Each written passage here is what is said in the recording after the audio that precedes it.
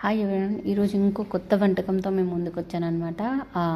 ఇది యాక్చువల్గా మన తెలంగాణలో తినరు, మన తెలుగులో తినరు, తెలుగు వాళ్ళు స్పెషల్లీ. బట్ ఇది వచ్చేసి కోల్కతా స్టైల్ అనమాట.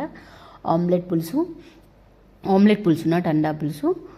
సో దీనికి ప్రిపరేషన్ ఏంటంటే కొంచెం ఆనియన్ కట్ చేసి పెట్టుకోండి. మీ ఇంట్లో మెంబర్స్ని బట్టి మీరు క్వాంటిటీ తీసుకోవచ్చు. మా ఇంట్లో ఇద్దరం కాబట్టి ఇది ఒక్కలే తింటారు కాబట్టి ఇది 1 పర్సన్కి. సో ఇలా పసుపు కారం ఉప్పు వేసేసుకొని దీంట్లో 4 కోడిగుడ్లు మనం కొట్టి పక్కన పెట్టుకున్నా నేను, అవి తీసి దీంట్లో వేసుకోవాలి. దీంట్లో వేసిన తర్వాత దీన్ని మనం మంచిగా మొత్తం కలిసేట్టుగా విస్క్ చేయాలన్నమాట. సో దీంట్లో కొంచెం నేను గరం మసాలా కూడా వేసుకున్నా, మీరు కావాలంటే వేసుకోవచ్చు. ఒకవేళ మీరు కావాలంటే జింజర్ పేస్ట్ కూడా వేసుకోవచ్చు, ఎందుకంటే నేను ఎలాగో కూరలో వేస్తాను కాబట్టి దీంట్లో ఎక్కువ అయిపోతుంది అనేసి. ఇలా మంచిగా కలిపి పెట్టుకొని పక్కన పెట్టుకోవాలి 2 నిమిషాలు. దాని తర్వాత ఎందుకు అని అంటే మనం ప్యానం వేడయ్యి ఆయిల్ పోసేంత వరకు ఇది ఎలాగో పక్కనే ఉంటుంది. సో అందుకని మంచిగా కలిపి పక్కన పెట్టుకోవాలి. ఎంత మసాలా కలిస్తే అంత బాగుంటుంది. సో చూడండి, ప్యాన్లో కొంచెం ఆయిల్ పోసుకున్నాను. ఆమ్లెట్కి అంత ఎక్కువ ఆయిల్ అవసరం ఉండదు మనకి యూజువల్లీ. సో మనం కొంచెం ఆయిల్ పోసుకొని ప్యానం వేడైన తర్వాత మనం ఎలాగ ఆమ్లెట్ వేసుకుంటామో అలా, బట్ కాకపోతే దీన్ని మంచిగా ఫోల్డ్ చేయాలి. ఎంత ఫోల్డ్ మంచిగా చేస్తే దాని లేయర్స్ అనేది మనం ఫోల్డ్ తర్వాత మనకి మంచిగా వస్తుందన్నమాట. సో పెనం వేడైందండి. పెనం వేడైన తర్వాత నేను ఏం చేస్తానంటే, ఇప్పుడు మనం కలిపి పెట్టుకున్నాం కదా, దాన్ని మనం ఆమ్లెట్ లాగా వేసుకుందాం. రిమెంబర్, మనకి మంచి లేయర్స్ రావాలి. మీరు ఫోల్డ్ చేసేటప్పుడు చాలా మంచిగా ఫోల్డ్ చేయండి, తొందరగా ఫోల్డ్ చేయకండి. ఎవరైతే ఎక్స్పీరియన్స్ ఉంటారో వాళ్ళకి ఈజీగా తెలుస్తుంది కాబట్టి వాళ్ళు చేసుకుంటారు. సో మనం ఇప్పుడు వేడైన ఆయిల్లో ఇలా కొంచెం మనం దీన్ని ఆమ్లెట్ వేసుకుందాం. ఇది ఎక్కువగా ఉంది కదా, ఎక్కువ ఆమ్లెట్ పడిపోయింది కదా. సో దీన్ని మనం ఏం చేద్దామంటే కొంచెం ఆమ్లెట్ని పైకి అనేస్తే ఈ మిగిలిపోయింది కిందికి వచ్చేస్తుంది. చూడండి, ఎందుకంటే మనకు ఎక్కువ ఉండొద్దు, మళ్ళీ మెత్తగా కూడా ఉండకూడదు అనమాట. మంచిగా మనం ప్యానంలో వేసినప్పుడే మంచిగా అది కాలాలి. అదర్వైజ్న మనం కర్రీలో వేస్తే మళ్ళీ అది మిక్స్ అయిపోయి మొత్తం ఆమ్లెట్ అయిపోతుంది. సో మంచిగా కాలినాక ఇలా సన్నగా చేసుకోండి అండ్ దగ్గరికి చేయండి, గట్టిగా ఉండాలన్నమాట. సో అప్పుడే మనం కట్ చేసేటప్పుడు అది ముక్కలుగా మంచిగా కట్ అవుతుంది. అదర్వైజ్న పచ్చిగా ఉంటే అది కట్ కాదు. సో నేను ఎందుకంటే మా బాబు ఏడుస్తున్నాడు కాబట్టి తొందర చేశాను. అండ్ టైం కూడా నా 10:30 అవుతుంది PM. సో ఏది చేసినా నేను బాబు ఉండడం వల్ల తొందరగా అవుతుంది. సో ఇలా మీరు ఒక్కదాన్ని తీసి పక్కన పెట్టుకోవాల అవసరం లేదు, దాన్నే పక్కన పెట్టి అలా దాన్ని మిక్స్తో కలిపి దాంతోటే కలిపి మళ్ళీ మీరు వేసుకోవచ్చు. అలా వేసినప్పుడు ఏంటంటే ఆమ్లెట్ అనేది చాలా లావుగా వస్తుంది. అప్పుడే మీకు అన్ని లేయర్స్ కనిపిస్తాయి అన్నమాట. మీకు చూపిస్తాను లేయర్స్ ఎలా ఉంటాయో కట్ చేసిన తర్వాత. ఇలా అయిపోయిన తర్వాత దీన్ని మనం ఫోల్డ్ చేసుకొని మంచిగా ఫోల్డ్ చేసుకొని గట్టిగా చూడండి, ఆల్రెడీ మీకు కనిపిస్తుంది ఎంత గట్టిగా అయిందో ఇది. సో ఒక్క 30 సెకండ్స్ అటు ఇటు కాల్ చేసేయండి మంచిగా. సో అది ఎర్రగా అయినప్పుడు చాలా మంచిగా కనిపిస్తుంది. చూసారా ఎంత గట్టిగా వచ్చేసిందో? ఇలా ఉండాలి. లూజ్గా ఉంటే ఏంటంటే మనకి రాదు, అది మనం కర్రీలో వేసినప్పుడు విడిపోతూ ఉంటుంది అనమాట. దేనికి దానికి పీసెస్ విడిపోతూ ఉంటుంది. సో దీన్ని మనం ఒక ప్లేట్లో తీసేసుకుందాము. నేను చెప్పాను కదా, అటు ఇటు 30 సెకండ్స్ ఉంచితే కొంచెం గట్టిగా ఉంటుంది, అది పీసెస్గా విడిపోదు. సో మీరు ఎప్పుడైనా చేసినప్పుడు ఇలాగే చేయండి. కొంచెం మందికి కొంచెం నల్లగా ఉంటే ఇష్టం, సో కొంచెం మందికి అలా ఉండదు. మళ్ళీ సో చూడండి, నేను దీంట్లో ఆయిల్ వేయను, సేమ్ ఆమ్లెట్ వేసి దీంట్లోనే కొంచెం ఆయిల్ వేసేసుకోండి. కొంచెం, మరీ ఎక్కువ కూడా అవసరం లేదు. ఆయిల్ వేసిన తర్వాత మళ్ళీ ఆ మిగిలిన కొంచెం బ్యాటర్ ఉంది కదా, ఆ బ్యాటర్ని దీంట్లో వేసేసుకొని, ఇది కొంచెం సన్నగా అవుతుంది ఎందుకంటే మొత్తం బ్యాటర్ ఒక దాంట్లో వేయలేము కాబట్టి, మొత్తం ఆమ్లెట్ ఒక దాంట్లో వేయలేము కాబట్టి నేను దీన్ని కొంచెం విడిగా తీసుకున్నాను అనమాట. మీకు ఒకవేళ వీలైతే మీరు చాలా లావుగా కావాలనుకుంటే చేసుకోవచ్చు, బట్ అవసరం లేదు, అంతుంటే ఎనఫ్. ఎందుకంటే మీరు కర్రీలో వేసినప్పుడు అది ఆటోమేటిక్గా లావ్ అవుతూ ఉంటుంది. సో అందుకని ఇంకొకటి మనకి కన్వీనియంట్గా ఉండదు, మనం తినేటప్పుడు దేనికి దానికి విడిపోతుంది అనమాట. మీకు చూపిస్తాను, అది కూడా కొంచెం ఎక్కువగా లావుగా ఉంటే ఎలా అవుతుందో. సో ఈ మిగిలిన ఆమ్లెట్ కూడా వేసేసి నేను దీన్ని పల్సగా చేసేసుకున్నాను. ఇలా చేసేసుకోండి. మీరు కొంచెం పల్సగా చేసుకున్నా బెటర్. ఎందుకంటే నన్ను అడిగితే నేనేంటంటే తొందరగా చేశాను కాబట్టి నేను బ్యాటర్ అంతా ఒక దాంట్లో వేయలేకపోయాను. యూజువల్లీ నేను ఒక్క 4-5 ఒక దాంట్లో వేసి చేస్తాను నేను, కాబట్టి లావుగా ఉంటుంది. పీసెస్ కూడా తక్కువగా వస్తాయి. ఇలా మనం విడివిడిగా చేస్తే పీసెస్ చాలా ఎక్కువగా వస్తాయి. 1 పర్సన్కి అన్ని పీసులు అవసరం ఉండదు యాక్చువల్గా. సో ఇలా మీరు కావాలనుకుంటే పల్సగా కూడా చేసుకోవచ్చు. ఇలా 1 ఆమ్లెట్ చేసుకొని తర్వాత కట్ చేసుకోవచ్చు మీరు. బట్ కాకపోతే ఇది చూసారా, ఇప్పుడు నేను చేసిన ఎంత సన్నగా ఉందో, ఇలా ఉండకూడదు, లావుగా ఉండాలి. ఫస్ట్ చేసిన దానిలాగా ఉండాలి. దీన్ని ఒక ప్లేట్లో తీసేసుకుందాం మనం. రెండింటిని ఒక ప్లేట్లో తీసేసుకున్న తర్వాత దీన్ని కట్ చేసి మీకు చూపిస్తా ఎలా ఉంటుందో కట్ చేసిన తర్వాత.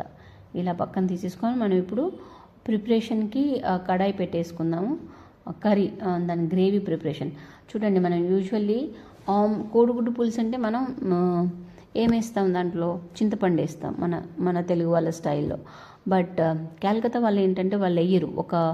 వాళ్ళకి ఓన్లీ ఒక టమాటర్ ఉంటే చాలు అండ్ గరం మసాలా. దీంతో వీళ్ళ కర్రీ అయిపోతుంది. కాకపోతే ఫస్ట్ నేను కూడా అనుకునేదాన్ని, అరే ఇదేం కర్రీ, చింతపండు లేకుండా పులుసు ఎట్లా చేస్తారు వీళ్ళు అనేసి. మనమైతే ఎసరు ఎలా పోస్తామో వీళ్ళు ఎసరులాగా వాటర్ పోసి టమాటాతోటి చేస్తాను. ఎందుకంటే వీళ్ళు పులుపు తినరు ఎక్కువ.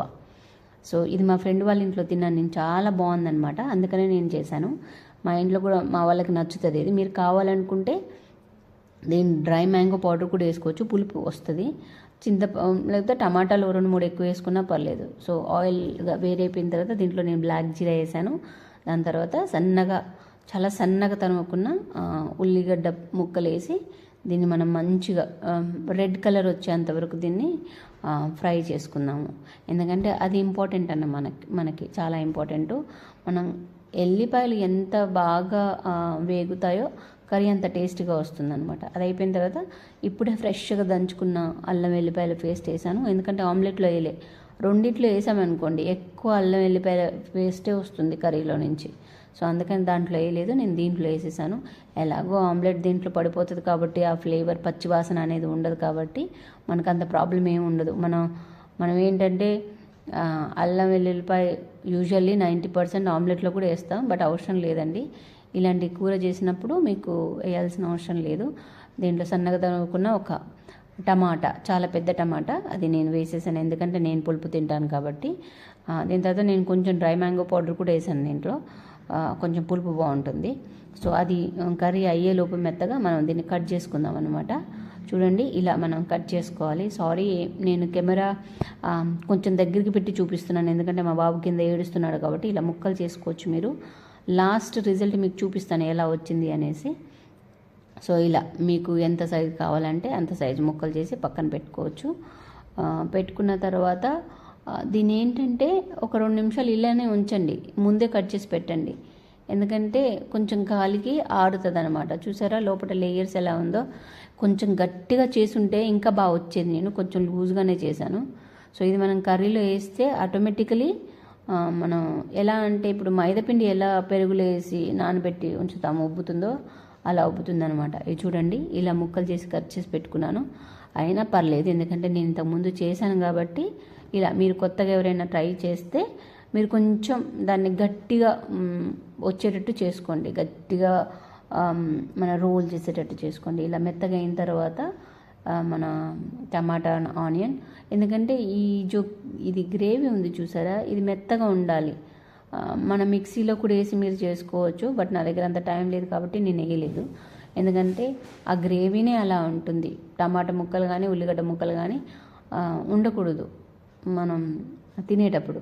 సో దీంట్లో కొంచెం పసుపు, ఉప్పు, కారం వేసుకున్నాను నేను. వేసుకొని మళ్ళీ దీన్ని కలిపెడుతున్నాను. దీంట్లో మనం ఏం చేయాలంటే మీకు వీలైతే వేడి నీళ్ళు పోయండి. అదర్వైజ్ ఇంత ఎవరు జంజట్ తీసుకుంటారో ఈ కూర కోసం అని అనుకుంటే నార్మల్ వాటర్ వేసుకొని మీరు కర్రీని ఎసర్లాగా చేసుకోవచ్చు. ఇది చూడండి నేను నార్మల్ వాటర్ వేసాను, వేడి నీళ్ళు వేయలేదు. యూజువల్లీతో నేను వేడి నీళ్ళు వేసి కర్రీ చేస్తాను. సో దట్ ఆ ఫ్లేవర్ అనేది చాలా బాగుంటుంది అనమాట. సో ఇలా ఎక్కువ మసాలాలు తినకండి మీరు. అన్నిట్లో మనం మసాలా తిని మన టమ్మీని చాలా పాడు చేస్తున్నాం. మసాలాలు అస్సలే తినకండి. చూడండి, నేను ఎప్పుడు కర్రీ చేసిన దీంట్లో గరం మసాలా కానీ ఎక్స్ట్రా అదర్ మసాలాస్ నేను యూస్ చెయ్యను. సో గ్రేవీ మొత్తం ఇలా అయిపోయిన తర్వాత చూసారా, ఆల్రెడీ మెత్తగా అయిపోయింది ముక్కలన్నీ.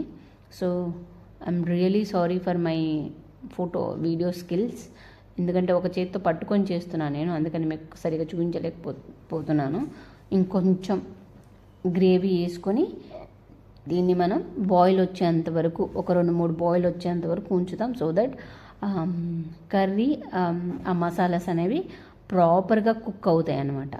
అది వచ్చేంత వరకు ఉంచి మనం ఏవైతే పక్కన పెట్టుకున్నామో ఆమ్లెట్ కట్ చేసి అవి నెమ్మదిగా 1 పీస్ వేసుకుందాం. సో ఇలా పక్కన పెట్టిన దాన్ని 2 నిమిషాలు అయిపోయిన తర్వాత మనం తీసేస్తే ఇలా బాయిల్ వచ్చేస్తుంది. బాయిల్ వచ్చిన తర్వాత మనం ఏం చేద్దామండి, ఇప్పుడు చెప్పాను కదా మీకు, పక్కన పెట్టుకున్న ఏవైతే ఆమ్లెట్ ముక్కలు ఉన్నాయో అవి ఒక్కొక్కటి చిన్నగా వేయండి. తొందరగా వేసారనుకోండి, ఎందుకంటే ఇది ఆల్రెడీ డెలికేటెడ్ ఆమ్లెట్ అనేది, అదే ఊడిపోతుంది. మనం ఫిష్ ముక్కలు ఎలా వేస్తామో అలా అనమాట. సో ఇలా చిన్నగా వేసి నెమ్మదిగా వేసిన తర్వాత ఒక్కొక్కదాన్ని పక్కన అనుకోండి మీ దగ్గర ఎక్కువగా ఉంటే. సో ఈ కర్రీ చాలా టేస్టీగా ఉంటుంది. మీరు కావాలి అనుకుంటే నిమ్మకాయ కూడా పిండుకోవచ్చు, చింతపండు మాత్రం వేయకండి. కర్రీ టేస్ట్ ఉండదు అస్సలకి. ఆమ్లెట్లు చింతపండు వేసుకొని తినలేం కదా మనం. కాకపోతే గ్రేవీలో మీరు నిమ్మకాయ పిండుకోవచ్చు. ఎవరికైతే అరే ఉట్టి నీళ్ళతో ఏం తింటాం అనుకున్న వాళ్ళు మనం గ్రేవీలో పిండుకోవచ్చు అనమాట. మనం ఇలా పులుసు చేసుకోవచ్చు, చాలా టేస్టీగా ఉంటుంది. దీని ఒకటే బాయిల్, అంతకంటే ఎక్కువ అవసరం లేదు. ఒకటి బాయిల్ వచ్చేంత వరకు ఉంచి తీసేసేయండి. చూడండి, కర్రీ కూడా ఇలా అవుతుందన్నమాట. Please thank you so much for watching my videos and please subscribe my channel. మీకు ఇంకేమన్నా కొత్త రెసిపీస్ కావాలి అని అంటే నేను చేస్తాను. చాలా రెసిపీస్ ఉన్నాయి. ఇంకొక కొత్త రెసిపీతో మేము ముందుకు వస్తాను. దీంట్లో పైనుంచి మీరు కొంచెం కావాలనుకుంటే గరం మసాలా వేయండి. నేనైతే వేయను అసలు. మేము ఎక్కువ గరం మసాలా తినమన్నమాట. సో అందుకని thank you for watching my videos. Bye bye.